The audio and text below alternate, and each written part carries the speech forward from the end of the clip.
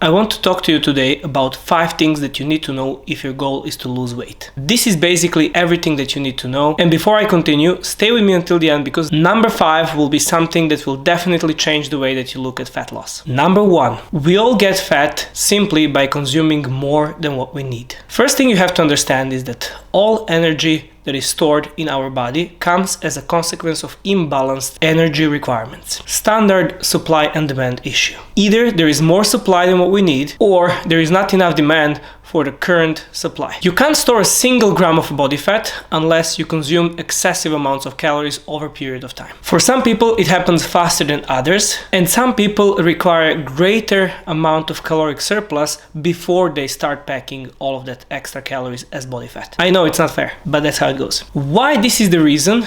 Well, there are a few, and the good news is that some of those reasons are modifiable. Some people have simply faster metabolism than others. Those we call Ferraris. Think about that slim friend that always eats plenty of junk and never gets fat. They burn fuel simply by switching on ignition. Or, in our specific case, their resting metabolic rate is much higher than for rest of us. And for others, most of us, that are not so genetically gifted, we need less energy to maintain our vital functions. Other reasons that might affect how much calories we need per day are internal, physiological, like age, height, gender, weight, muscle mass, etc. And also can be external, like environmental, planned and unplanned activities, and so on. Now remember I said that some of those are modifiable. Well, they are, and they do matter a lot and can create a big difference on how much energy we're expending, and I will cover all of those. Just stay with me until the end of the video. So the first lesson learned is in order to lose weight, we need to create caloric deficit either through diet or through physical activity, ideally combination of both. Second,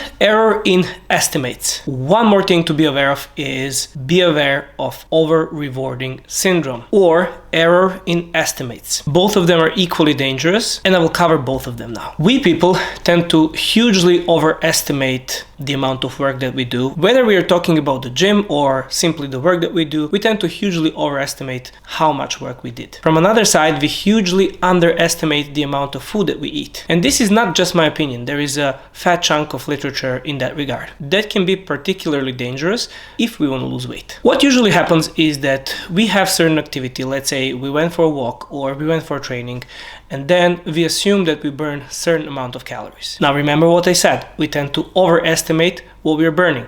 So we're probably thinking that we burn way more than what we actually did. And smart devices are not really helping because they're hugely inaccurate when it comes to energy expenditure. And then after that, we eat food that we hugely underestimate. That's how we end up in situations where we either don't lose weight or we even gain weight, even though we did put some effort in diet and exercise. In fitness, we call that over-rewarding syndrome. It's one of those things, just trained, I might have this extra piece of pie because you deserved it. You know it, we all been there. So if you're on a diet and you're trying to lose weight and you already created caloric deficit, don't try to kick yourself out of that deficit by simply over-rewarding yourself for the work that you did. And please don't try to sip into 500 calorie post-workout shake that Jim is trying to advertise as healthy. They just made 500% profit on blueberries, and you, my friend, are not in caloric deficit anymore. If this doesn't sound like you, then you might have issue with errors in estimates. You might think that you're consuming X amount of calories, but you're actually not because you're not accurate in tracking it, or you're not tracking it at all. So you're just assuming that you consume, let's say 1000 calories and nothing happens.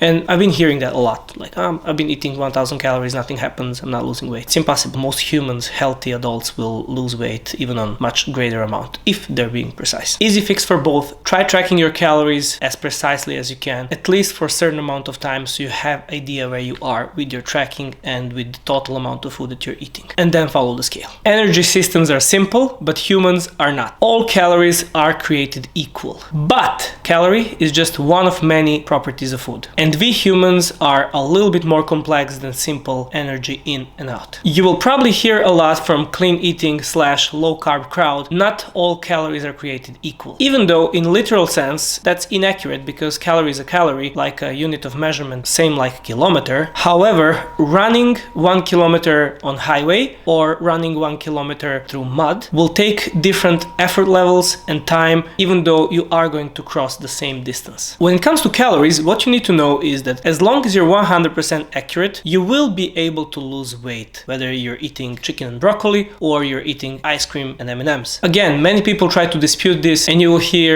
different crowds promoting different approaches. However, that's a simple physics. It's not just my opinion. It's a well-researched scientific fact. The problem here is that we humans need a little bit more than just energy to function optimally and maintain health. First, you have to consider macros: protein, carbohydrates, fats, and alcohol. But primarily, you want to focus on protein because the research is quite conclusive when it comes to isocaloric diets that the one that are higher in protein perform better in all health markers. So keep your protein high. Then we have micronutrients like vitamins and minerals. Diets low in micronutrients tend to have worse health outcomes over a longer period of time. So practically, you want diet that will fit in your caloric requirements, that is high in protein and highly nutritious, containing all essential minerals and vitamins. All that while focusing to have minimally processed food, because highly processed food tend to trigger more hunger and have worse health outcomes long term. Failing to plan is planning to fail. I know it's a little bit cheesy, but that's as simple as we can explain. Planning and organizing puts you in much better position to succeed,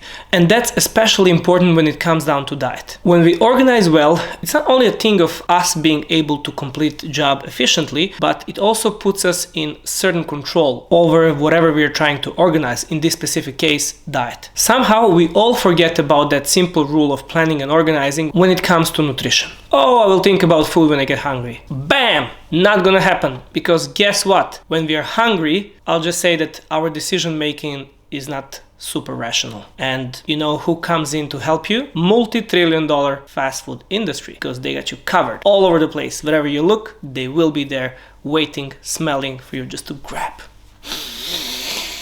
Also, another thing that goes in our disadvantage, when we are hungry, we tend to go to something that is super easy and something that is super quick and something obviously that is super tasty, all of which covers multi-trillion-dollar industry that I just mentioned. The good news for you is that there are many things throughout the day that you cannot predict. But if there is one thing that is 100% predictable, is hunger. You will get hungry. And almost you can say when you will get hungry. So please be prepared. Have something. Prepare food the way that you like, and have it with you. Don't think about food when you're hungry. It's a bad decision. It's one of those reasons why I always tell my clients not to go grocery shopping when they're hungry. You're way more likely to buy all tons of rubbish and snacks and whatnot. So lesson here is plan and prepare, at least a day in advance. You don't have to go for meal prep for a week.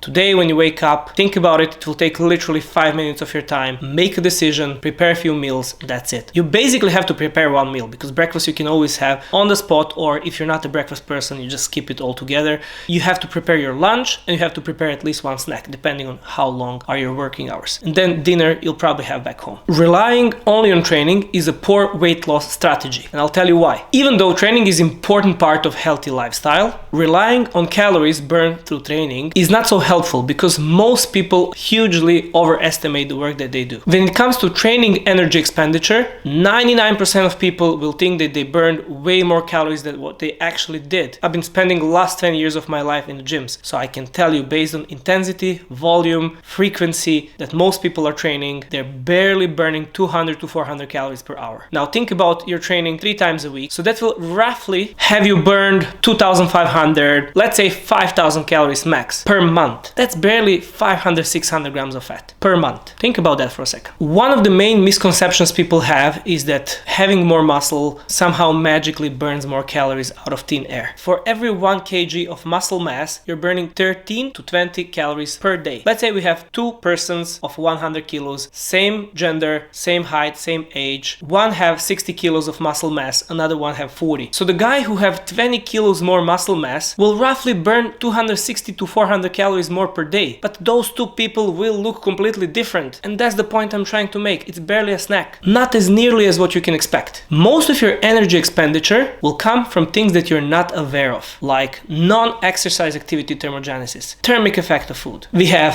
RMR, which is resting metabolic rate, which will burn 70% of calories, your basic metabolic needs just to survive. Then we have NEAT, which is 15%, non-exercise activities, and then we have thermic effect of food around 10%. That's why it's super important to have high protein, high fiber diets. And exercise will be barely 5% on average. So don't expect too much from training. Again, train for health, train for bones, train for muscle mass, better hormonal profile. But don't train and just expect that you will melt, because you won't. NEAT and other unplanned activities have repetitive manner. They also tend to have cumulative effect. So you keep doing small things and they add up over time. So practical considerations: park your car few rows further. Use stairs whenever you have option between stairs and escalators or elevators. Play with your kids more. Walk your dog a little bit longer. Go for bicycle rides. Go with your friends, have a coffee for takeaway and just have a walk instead of sitting in a bar or cafe. So if you focus on those, you are really going to make an impact. And in percentages, you will make 3 times more impact on average than only training itself. One of the best things you can do to keep yourself accountable is get one of the smartwatches. I know I already told you that they're hugely inaccurate when it comes to calories, but just ignore the calorie part and use it to count your steps and to overall track your movements, because that will be consistent. And you can set weekly goals that you can beat, or at least set a minimum required amount that you are going to stick to no matter what. Let's say 10,000 steps. Okay, stick to those 10,000 steps no matter how you feel. And you are going to accumulate those steps even with random things that you're not aware of. Cleaning your house, again, playing with your kids, walking dog here and there, walking into apartment, walking while having a conversation on your phone opposed to sitting. You will accumulate those steps. And once you have data, you can improve. Try implementing those, because those things do add up. Remember, in the beginning of the video, I told you that there are certain modifiable things that you can change regarding your caloric expenditure. These are the main things. NEAT, non-exercise activity thermogenesis. I know that it's supposed to be unplanned, but you can force yourself to walk more, move around even more. Even me waving my hands is burning some calories. You should aim to move more. Also, environmental effect. Especially now during this time in UAE, we have amazing weather. So take advantage of that, because we all know when the summer hits, it's not the most pleasant place to walk outdoors. So not to be a complete knob and walk on treadmills, try to walk outside as much as you can. By the time summer comes, you will already have a fixed habit of walking and having your activities up. So it will be easier for you to just go indoor and do a little bit of rowing, a little bit of cycling, a little bit of walking, whatever you will enjoy. All right, guys, to summarize, 5 things that you need to know, and this is basically everything you need to know to lose weight. Number 1, accept and acknowledge that all fat that you have in your body is due to imbalanced energy requirements. So you need to create a deficit, either from food or food and exercise, which is more optimal.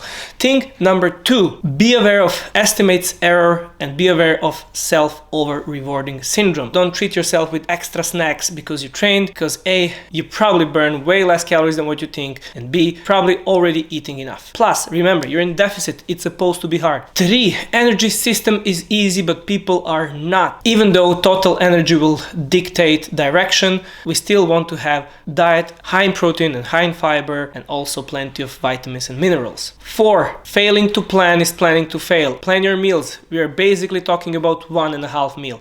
Remember, breakfast, you can get yourself covered. Dinner, most of you will have dinner at home. If not, prepare your dinner as well. But lunch and 1 snack, have it ready daily. That will change your life. And 5, don't expect too much from training, because again, most of you guys are just not burning as nearly as calories as what you can imagine. Even if you're burning 600 calories 3 times a week, your need will overtake that any time of the day. So increase things that accumulate, like walks, playing with your children, walking your dog, parking a little bit further, using your stairs, etc. Good luck, guys. See you soon.